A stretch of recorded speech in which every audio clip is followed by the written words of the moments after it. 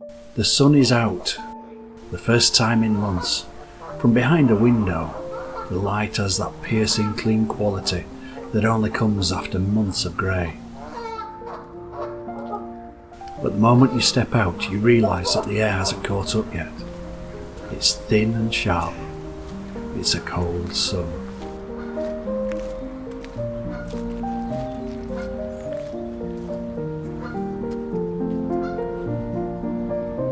It's the beginning of March. We're in that strange, suspended state where the calendar says one thing and the landscape says another.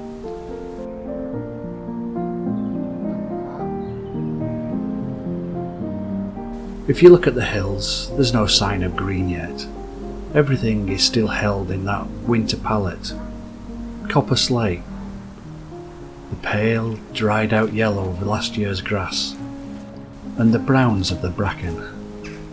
It's a landscape waiting for a permission slip to start growing.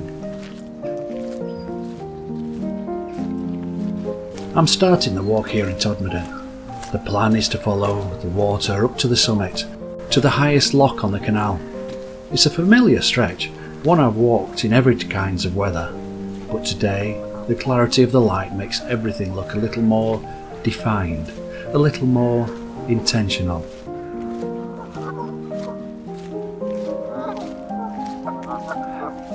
Walking past the Great Wall here always makes me feel small. It's an incredible bit of engineering. Thousands of tons of stone stacked up just to hold back the hillside so the train and the canal can pass through. It's a heavy, permanent sort of place.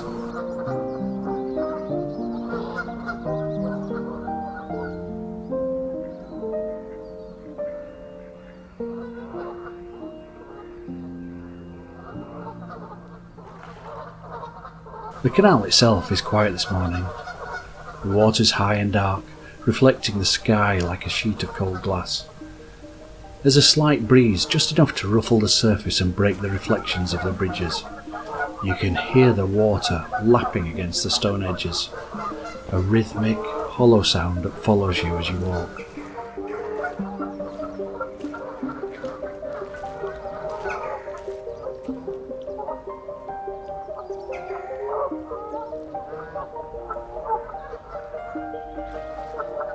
I've noticed that in March, the sounds of the valley carry further. Maybe it's because the trees are still bare.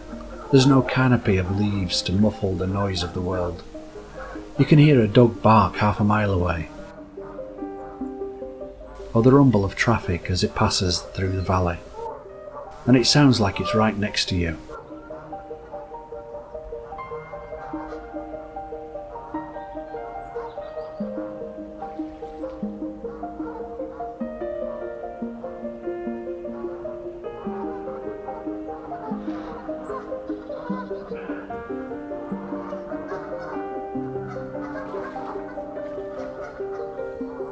My boots feel heavy on the gravel.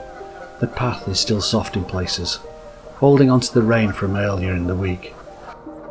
It's that deep, black canal side mud that never seems to fully dry out until June.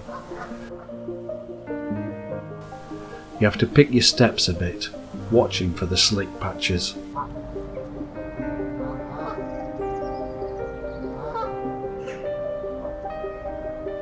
The geese are out in force today.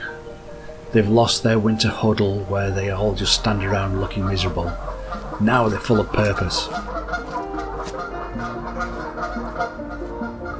You can hear them long before you see them, that loud, indignant honking that echoes off the stone walls of the canal. They're marking their territory now. Everything's a dispute.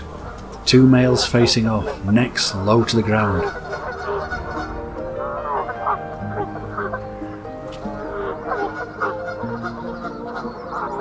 Hissing at anybody who gets too close to a particular patch of banking. It's a bit chaotic, but it's the first real pulse of life I've seen in weeks. They aren't waiting for the leaves to come out, they're getting on with things. I've watched a pair of them for a while near one of the moorings. They have this way of looking at you, suspicious and completely unimpressed. They've seen plenty of walkers pass by.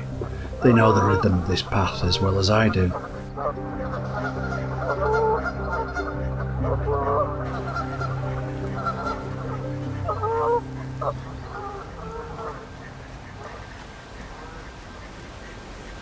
The locks through here are some of my favourite features. There's something deeply satisfying about the geometry of them. The massive timber beams, the heavy iron paddles, the way everything is built to manage the sheer weight of water. They look like they've been here forever. In a way, they have. They've become part of the geology of the valley.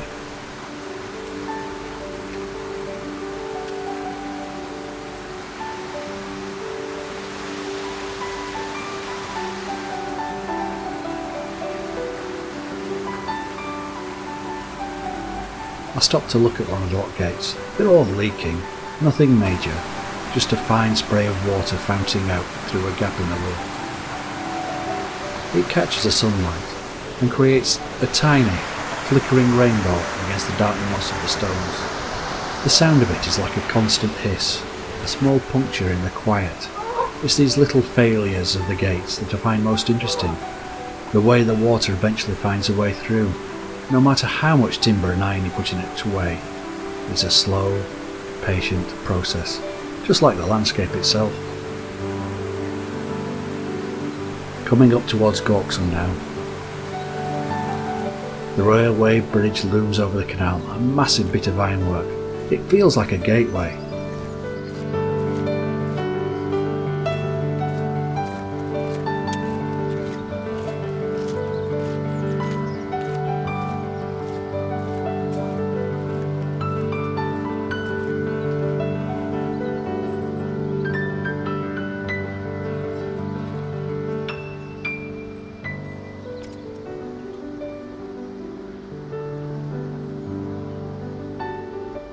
Once you pass under it, the town starts to fall away, and the hills start to close in a bit more.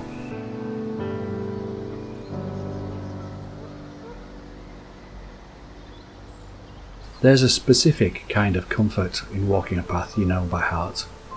You don't have to think about where you're going, so your mind is free to just wander. I know exactly where the path narrows, where are low branches, and where the water usually overflows after a storm.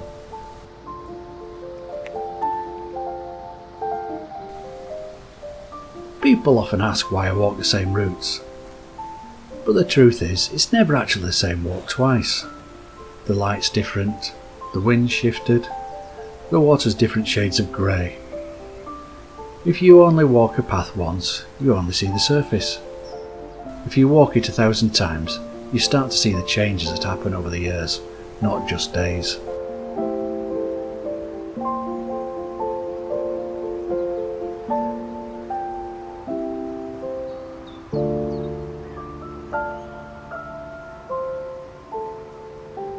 March is a good month for noticing these slow changes.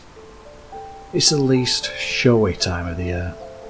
There's no flowers to distract you, no lush greenery to hide the bones of the land. You see the shape of the walls, the structure of the trees, and the way the hills fold onto one another. It's a landscape in its most honest form. It's a quiet time, but it isn't a dead time. You can feel the pressure building under the surface.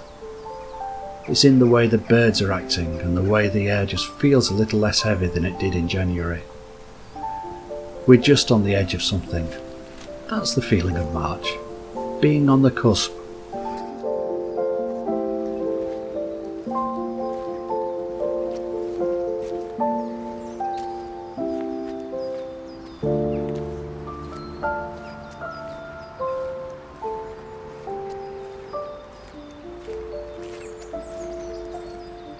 The canal path is starting to get higher now. And as I get higher, the wind starts to pick up. It's coming off the moors, and it hasn't lost its winter's edge. You can feel it in your ears and on your face. A bracing, clean cold that wakes you up. The valley feels wider here. The hills on either side are more prominent. The tops are still dusted with that dull brownish heather. You can see the sheep dotted about on the higher slopes. They look like grey stones from this distance. They don't seem to mind the wind, they've spent the whole winter up there. Reaching the summit lock has always been a bit of a moment. It's the highest point of the canal. From here, the water starts its journey down the other side. There's a sense of achievement in the engineering of it, getting a massive waterway over the spine of the country.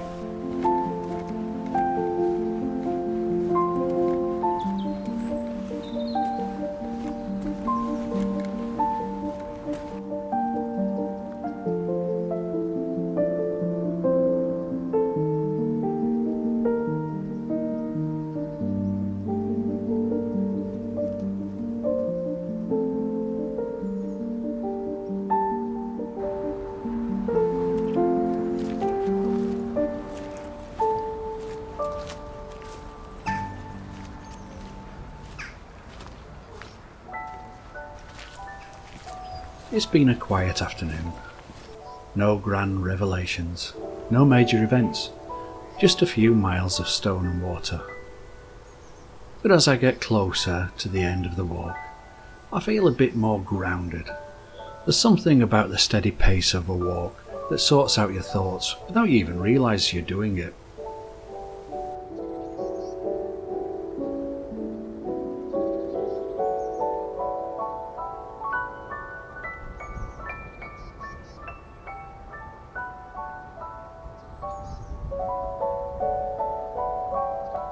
Reaching the summit lock, the highest point on the canal. It's a significant spot, even if it looks much like the other locks. This is the top of the ladder. From here, the water flows in two different directions. It's a divide.